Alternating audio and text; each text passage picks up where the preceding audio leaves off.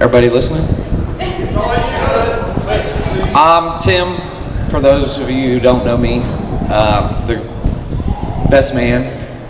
Thank you. Very honored to be your best man. I'd like to start off, thank you for everybody for coming and celebrating the marriage. Sorry, she's reading text messages. Oh no, that's her speech. She's practicing. You leave her alone. She's doing all right. Like I said, thank you for everybody coming out and the family for how much work and effort you put into this. And I wrote some things down, but I think I'm just gonna go with winging it.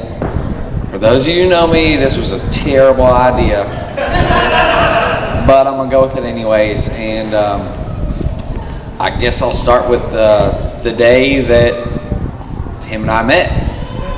I moved here from North Carolina, and on my way here, my dad said, hey, they have hockey in Texas. That's crazy, but all right, they got a hockey in Texas, let's go. And he said, they got a game tonight, pay to play. And I walked in the locker room, and there's Scooter and Cameron. I introduced myself, and 11 years later, still best friends. Been honored to stand in both of y'all's weddings. Very honored. But yeah, through the years, there's been many of stories, and I try to think of a good one. PG-13, good one for this speech. But still didn't come across very much PG-13. So I'm gonna keep it at there were stories, and many of good. There were some bad, but in between, being best friends, we worked through. And being as best friends, y'all are best friends, you're gonna be able to work through them. That's what marriage is about. Happiness, love, and challenges. And I felt as nervous as you did getting up here as a challenge. As you were saying, man, you think you're nervous. It's a challenge, but might as well start with the challenges first. And I couldn't be any more honored to be here and be your best man. And the one story that came to my mind of when I went to Google for the best man speeches, how to go about this, was watching How I Met the Bride, which was probably the only story that I could remember to bring up that was PG-13. Was Scooter came to me and said, we need to go have a beer and talk. And I'm like, oh man, I'm in trouble. What'd I do? And he said, you gotta move out. Well, we've lived together for 3 years, I gotta move out. Like, well, why do I have to move out?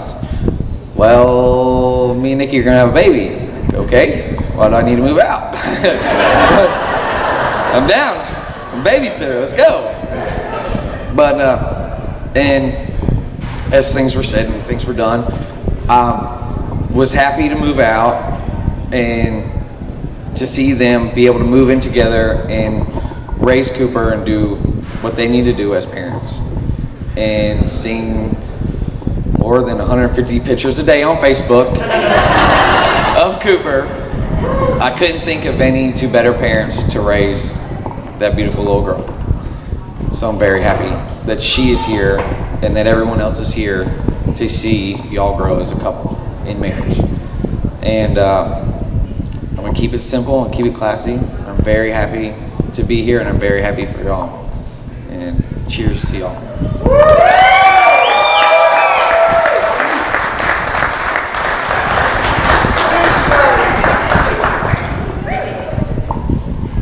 Good luck, Joe. I'm not reading a text message, I'm reading my speech.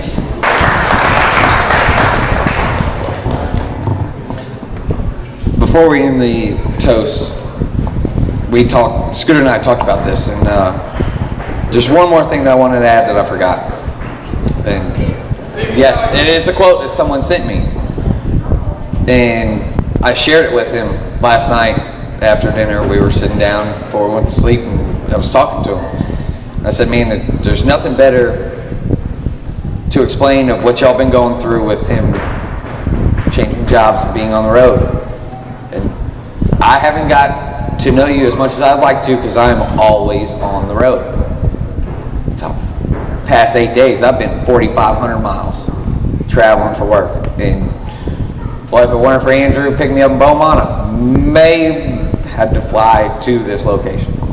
But I was gonna make it. I was gonna get here. But there was something that I wanted to share personally with you, Nikki, and we talked about this, and I told him I was gonna share this, regardless of whether you liked it or not. But I hope this means something to you. And the quote is, "Distance is not for the fearful, it's for the bold.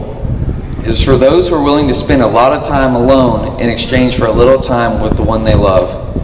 It is for those knowing a good thing when they see it, even if they don't see it nearly enough. Love is what it is as much as you give it to enough." To you.